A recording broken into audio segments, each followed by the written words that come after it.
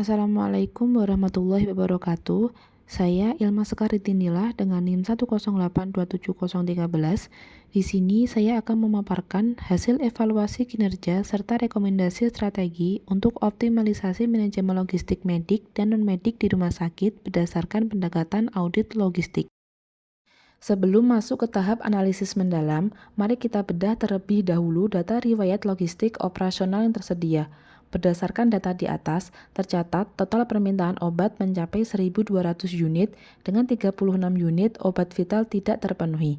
Nilai distribusi keluar berada di angka 240.000 tablet dengan posisi awal dan akhir stok stabil di angka 20.000. Dari sisi keuangan, total pembelian menyentuh angka 2 miliar rupiah, namun ditemukan kerugian akibat nilai kadaluarsa sebesar 50 juta rupiah dan stok rusak senilai 10 juta rupiah. Sementara itu, dari hasil sampling 300 item saat stok opname, hanya 270 item yang datanya cocok secara fisik. Dari basis data operasional tersebut, kita melakukan perhitungan ke dalam 4 indikator utama. Yang pertama, stock out rate. Rumusnya adalah permintaan obat tidak terpenuhi dibagi total permintaan obat, lalu dikalikan 100%. Dari data kita yaitu 36 unit dibagi 1.200 unit kali 100%, sehingga didapatkan hasil akhir 3%. Kedua, inventory turnover ratio atau ITR, rumusnya adalah total distribusi dibagi rata-rata stok, dengan angka distribusi sebanyak 240.000 tablet dibagi rata-rata stok sebesar 20.000 tablet.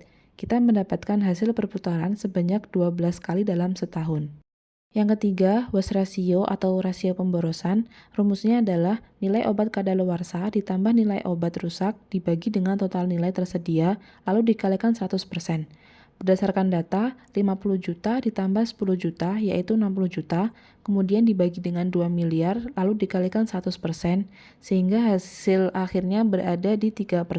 Yang keempat, akurasi stok. Rumusnya adalah jumlah item fisik yang sesuai dibagi dengan total item yang diperiksa, lalu dikalikan 100%. Dari sampling stock opname sebesar 270 item dibagi 300 item dikali 100% yang menghasilkan data sebesar 90%. Jika kita kompresikan hasil ini dengan standar atau target performa rumah sakit, kita menemukan beberapa gap krusial yang harus segera ditangani. Pada stock out rate, target kita adalah 0%, artinya angka 3% saat ini belum tercapai akibat perencanaan kebutuhan yang kurang akurat serta keterlambatan safety stock. Untuk ITR, performa kita sebenarnya melebihi target minimum yaitu 12 kali dari target 10 kali per tahun. Namun, masalah besar ada pada waste ratio yang mencapai 3% dari target di bawah 2% akibat pengendalian FIFO yang belum optimal. Terakhir, akurasi stok, kita masih 90% dari target ideal 95% dikarenakan adanya stok keluar masuk yang tidak langsung dicatat secara real time. Guna menyelesaikan gap tersebut, saya merumuskan 3 rekomendasi SMART yang terukur dan aplikatif. Rekomendasi pertama, penanganan stock out obat vital. Kita perlu menetapkan batas aman stok atau safety stock minimal dan mengaktifkan fitur peringatan dini otomatis seperti reorder point pada SIM RS. Targetnya jelas yaitu untuk menurunkan stock out rate obat vital secara absolut menjadi 0%. Rekomendasi kedua, pengendalian kerugian keuangan. Kita harus memberlakukan kembali SOP penyimpanan berbasis FIFO serta implementasi color kode stiker pada kemasan obat. Langkah ini ditargetkan mampu memotong potensi kerugian hingga di bawah 20 juta rupiah dalam waktu 2 bulan pada masa pelatihan staf. Rekomendasi ketiga, digitalisasi validasi pencatatan dan audit rutin.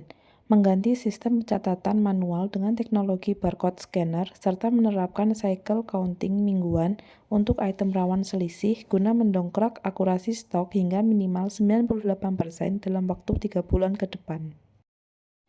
Selanjutnya, bagaimana cara mengatasinya? Melalui matriks keputusan manajemen, kita memetakan prioritas kerja berdasarkan estimasi dampak dan tingkat effort. Rekomendasi pertama terkait safety stock masuk ke dalam kuadran 2 atau quick wins karena dampaknya sangat tinggi bagi keselamatan pasien, namun effortnya rendah menjadikannya prioritas utama atau P1 untuk segera dieksekusi. Rekomendasi kedua terkait stiker FIFO berada di kuadran 3 atau Wolf-in sebagai prioritas kedua atau P2. Dan implementasi barcode scanner masuk ke dalam kuadran 1 atau Major Project sebagai prioritas ketiga atau P3 yang dijadwalkan dalam rencana anggaran perubahan karena membutuhkan investasi teknologi yang lebih tinggi. Sebagai kesimpulan, audit ini memperlihatkan bahwa aspek perencanaan kebutuhan, pengendalian persediaan, dan akurasi pencatatan di rumah sakit belum berjalan seoptimal target yang ditetapkan. Dengan memprioritaskan monitoring stok secara digital, penerapan safety stock otomatis, serta disiplin metode VIVO, kita tidak hanya mengamankan ketersediaan obat bagi pasien secara berkelanjutan, namun juga meningkatkan kualitas efisiensi finansial rumah sakit secara keseluruhan. Sekian pemaparan dari saya, ada kurang lebihnya saya mohon maaf. Terima kasih atas perhatiannya. Wassalamualaikum warahmatullahi wabarakatuh.